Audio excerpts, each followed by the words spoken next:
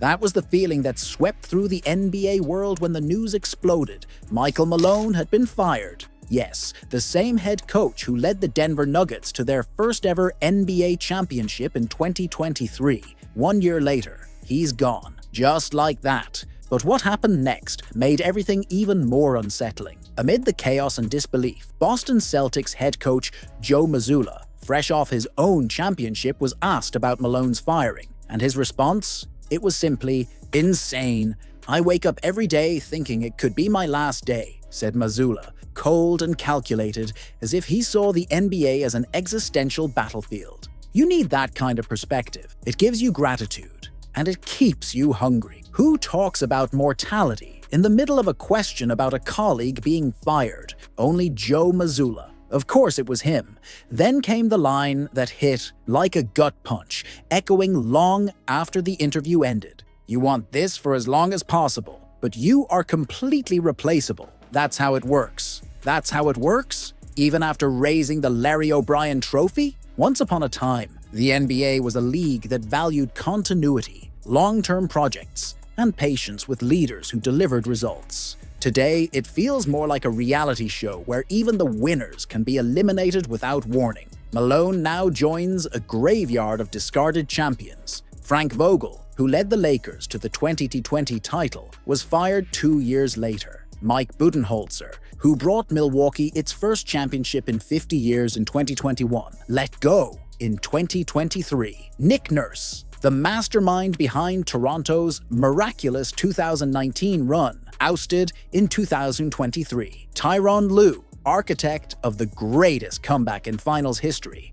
gone in 2018. The question no one dares to say out loud is, has winning a championship stopped being enough? Malone was sacrificed after a 57-win season with the Nuggets sitting atop the Western Conference. Yes, the playoff loss to the Timberwolves stung, but firing him, that sets off alarm bells. Who is actually safe in today's NBA? And beyond that, how far does the hypocrisy of teams go when they talk about a winning culture? If winning, no longer guarantees job security, what does internal politics, cozy relationships with the GM, pleasing the egos of superstar players? The truth is, there's a new power structure in the league.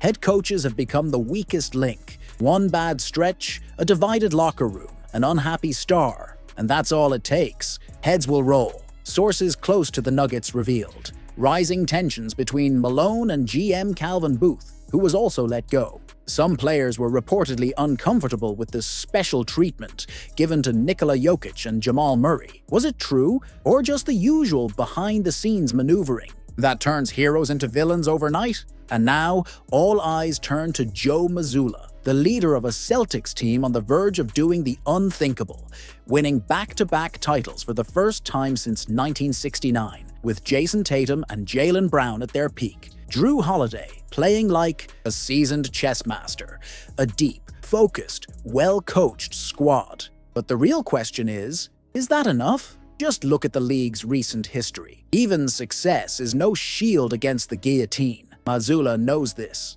That's why he talks like a man walking a tightrope, his job hanging by a thread. Not because he's unqualified, but because sometimes all it takes is timing, politics, or a shift in narrative. And now things get even more unstable with the news that the Celtics will soon have new ownership. Who's to say this new regime will remain loyal to Mazzulla, even if he keeps winning? What if there are 2 early playoff exits in the next few years? Does he become the next name on the chopping block? The NBA has become a place where winning is just the beginning. A head coach now has to be an ego manager, a backstage politician, a media-savvy marketer, and still be a top-tier strategist. And even then, he can be discarded like yesterday's problem, even if all he did was win. Malone paid the price for a collapse in one game. But what about Jokic, who vanished in the fourth quarter of that fateful Game 7? And Jamal Murray, who insisted on being the hero while clearly injured?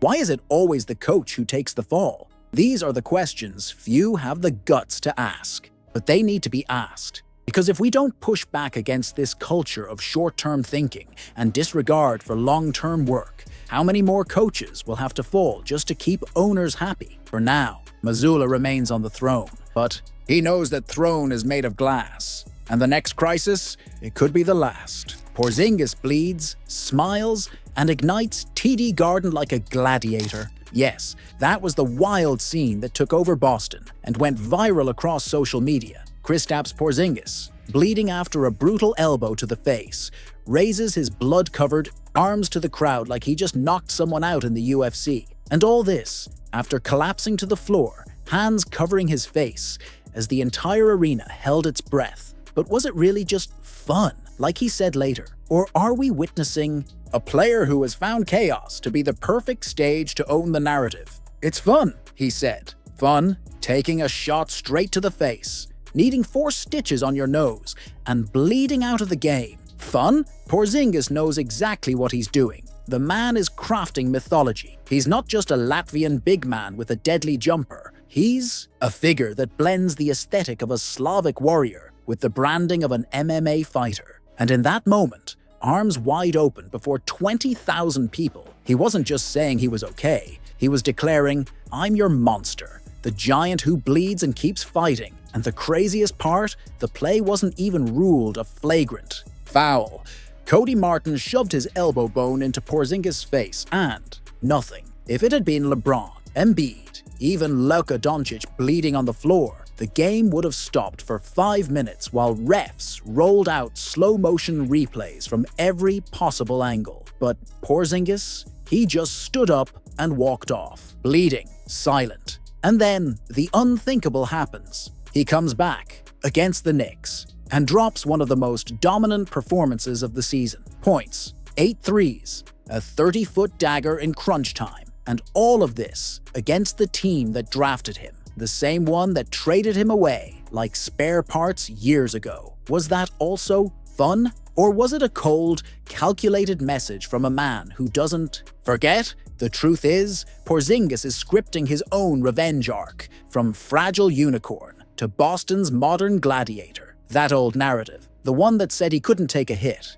doesn't fly anymore. The man walked off the court, bleeding, and came back hitting logo threes like Steph Curry in Yao Ming's body. And here's the thing. Not enough people are talking about how strategically important Porzingis is to this Celtics team. While Tatum draws double teams and Jaylen Brown imposes physical dominance, it's KP who stretches the floor with his lethal shooting, protects the rim with endless arms, and reads the game like a 7-foot 3-point guard. But does he get the recognition he deserves? If this were Jokic, he'd be on the cover of every sports outlet. If it were Anthony Davis, they'd be debating if he's the best two-way big in the league. But Porzingis, for whatever reason, is still haunted by shadows. The injury history, the inconsistent label, the drama of how things ended in New York and Dallas. Now, though, it seems he's finally found the perfect setting in Boston, a roster that doesn't rely solely on him, but values everything he brings. A coach who gives him freedom, but also demands excellence. A fan base that, after seeing him bleed and raise his arms like a Viking warrior in the Garden, finally understands who this man really is. A cold-blooded, elegant, technical monster, ready for war. And think about the timing. Just a few games out from the playoffs, Porzingis isn't just showing that he's healthy. He's showing he's ready to die on the court, if he has to. And that changes the entire tone around this Celtics team. Is anyone taking seriously just how much of an X-factor Kristaps Porzingis could be in the playoffs? In a league obsessed with big names and spoon-fed narratives, the deadliest threat might just be the guy who bleeds in silence and kills games with threes from 30 feet. You know who didn't think it was fun? The Knicks. They got swept by the Celtics, 4-0 in the season series. And in the final game, the man they threw away was the one who symbolically ended them. Rumors of Jayson Tatum's potential dismissal shake Boston Celtics stability. Whispers of a possible dismissal of Jayson Tatum began spreading after a series of internal shifts and public statements coming from within the Boston Celtics. Now, in this context, dismissal doesn't mean a formal firing like an employee, but rather the possibility of Tatum being traded, stripped of his lead role, or even losing his status as the franchise's untouchable centerpiece. These rumors intensified after the team released a new injury report, listing Tatum as questionable due to a sprain in his left ankle. While the injury occurred during the Celtics' successful West Coast run, what really raised eyebrows was the increasing frequency of Tatum missing key games. Simultaneously, there's a growing sense that the team can maintain its elite level even when he's not on the court. Boston has won recent games without Tatum, with dominant performances from Jaylen Brown and Kristaps Porzingis. That level of independence from their supposed main star leads to an uncomfortable question. Is Tatum still indispensable? Another piece fueling this fire is the incoming shift in the franchise's front office, with new ownership preparing to take the reins. Major shakeups often follow, including moves involving previously untouchable names. Add to that the unrelenting pressure faced by title contenders. Even with the best record in the East, recent NBA history is full of examples where teams blew up their cores after disappointing playoff runs. So the question lingers: if the Celtics fail to win the title this season, could Tatum become the scapegoat? Head coach Joe Mazzulla has already made one thing clear: no one is irreplaceable. That statement, made while discussing how even a coach like Michael Malone could be fired after winning a championship, was interpreted by many as a not-so-subtle message, one that could apply to anyone, including Tatum.